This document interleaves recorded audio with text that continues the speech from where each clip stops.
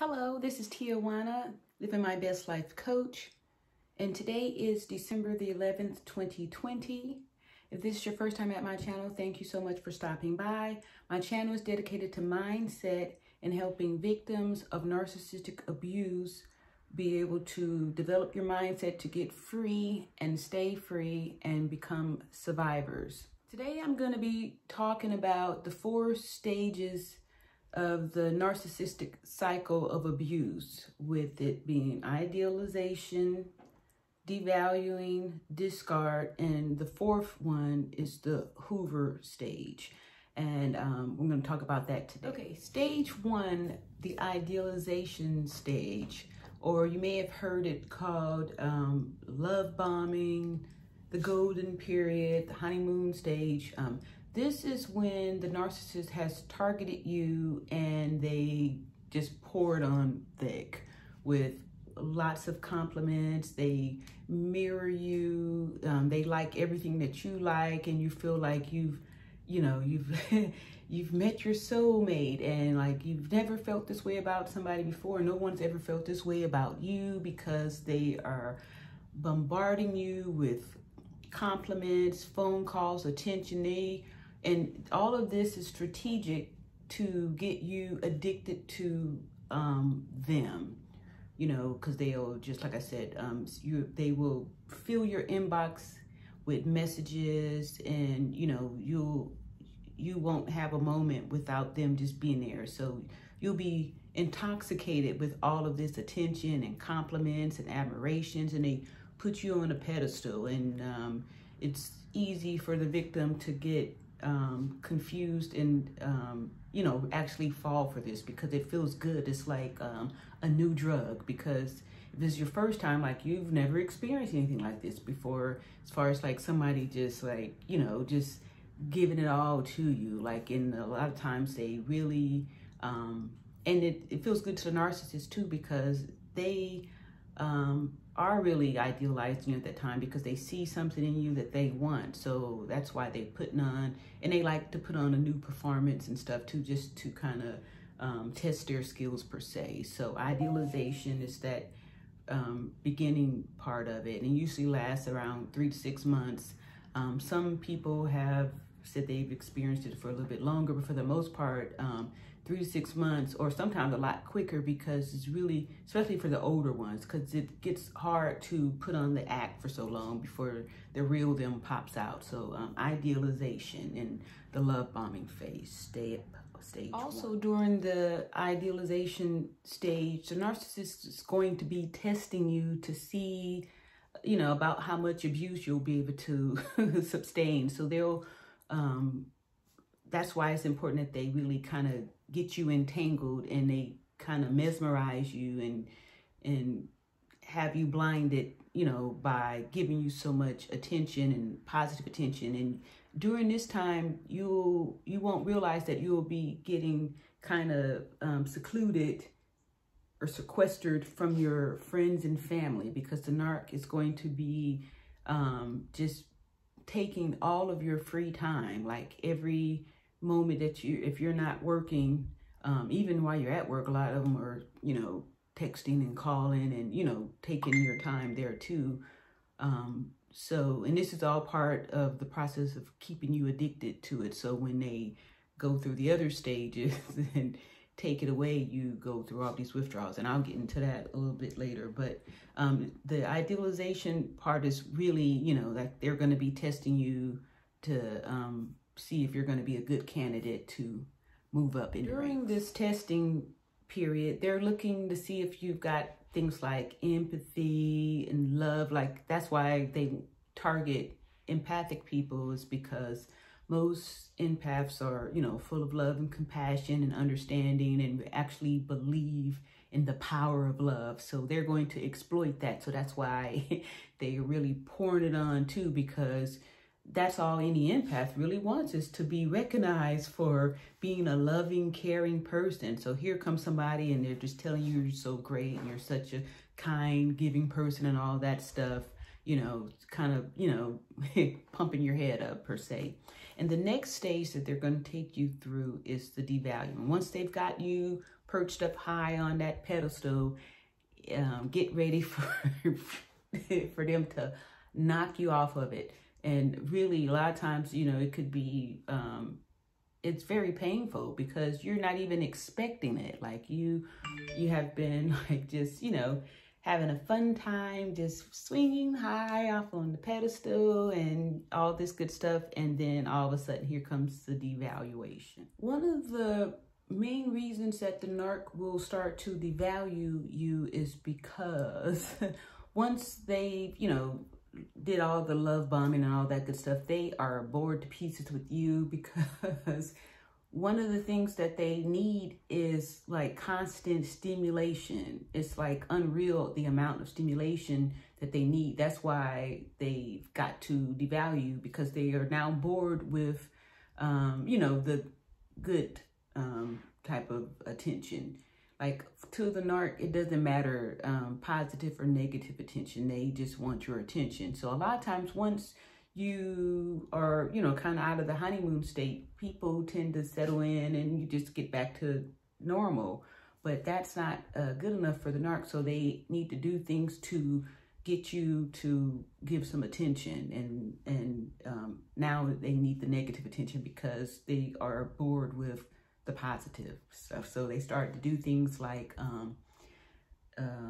criticize you, guilt trip you, just all kind of negative things. Like in the beginning, you'll just hear how much they love you and all this stuff. And then when they get ready to devalue you, is that they'll turn it around and try to guilt trip you by saying that you don't love them. And then that makes you try harder to prove to them that you do love them.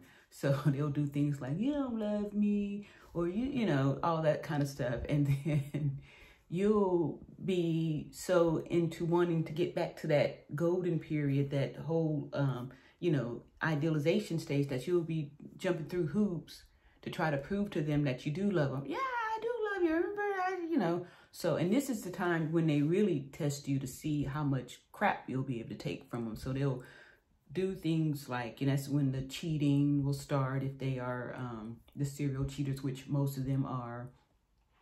Like I said, they'll just be mean. You'll get the silent treatment. Everything that you do will never be good enough. And they do this thing where, like, if last week, you know, the fried chicken that you made was just the greatest, this week when you fry it, they don't like fried chicken, you know. And that's when they start doing all the other mental manipulation on you, the gaslighting and stuff. Like, you know, you'd be like, hey, yeah, this was your favorite. And I never told you I like fried chicken, you know. You'd be like, but last week you said, you know. And now they get to sit back and watch the show, because the more you start, you said, and you know, you said you liked the fried chicken last week, you know, they get fuel off of that. You know, I'll put that in another video.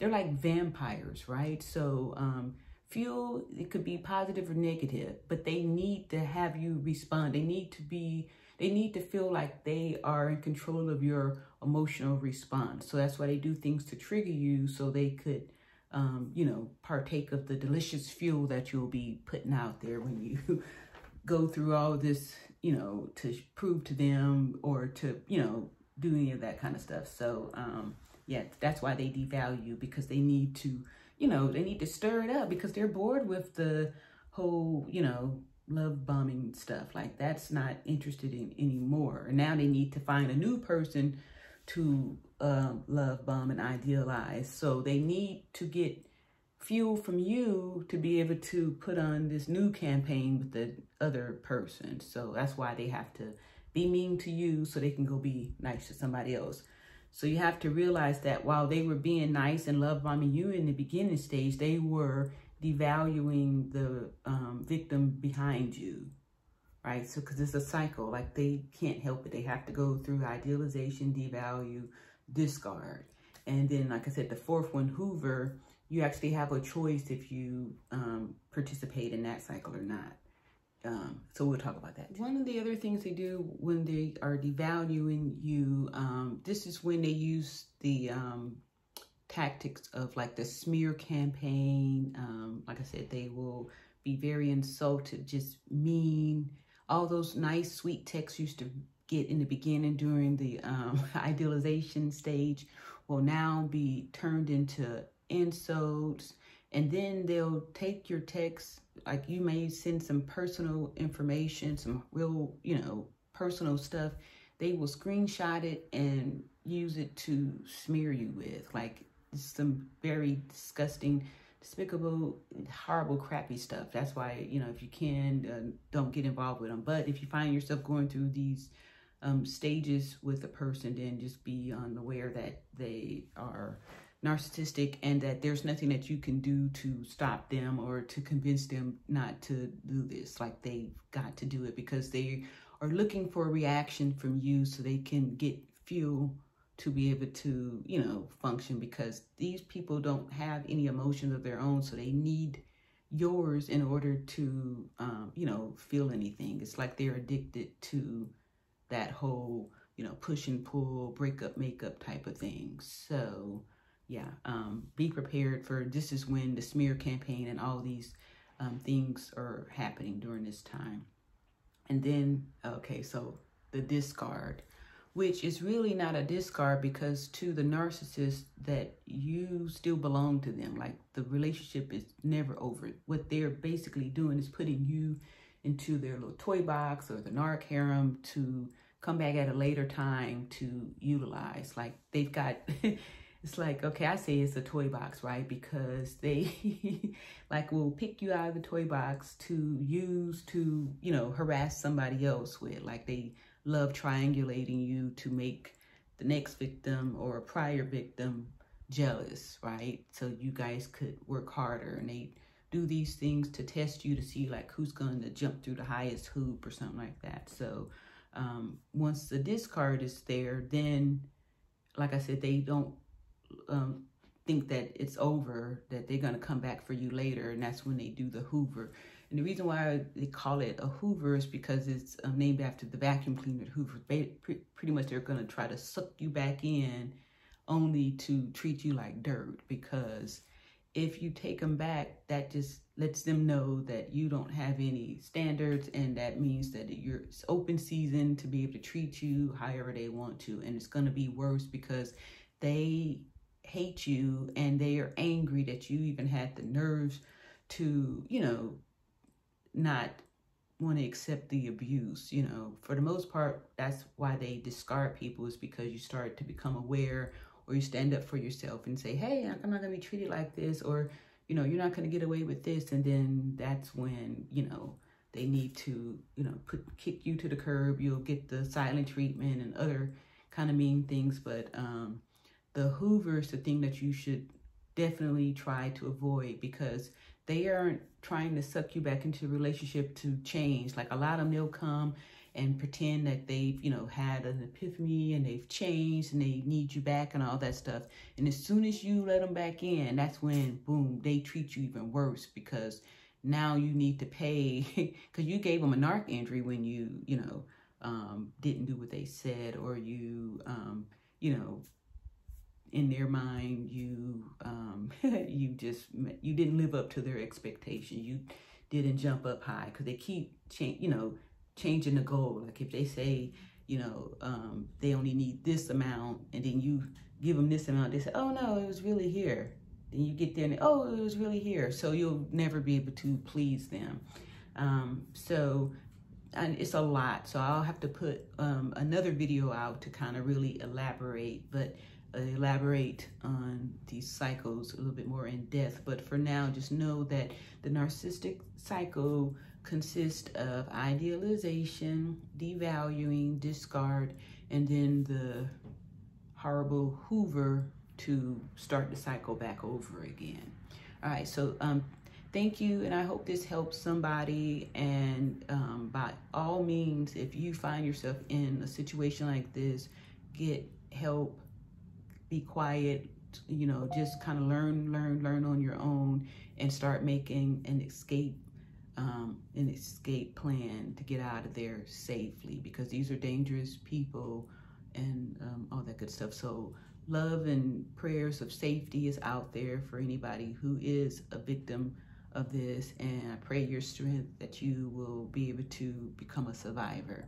Tune in and stay narc free.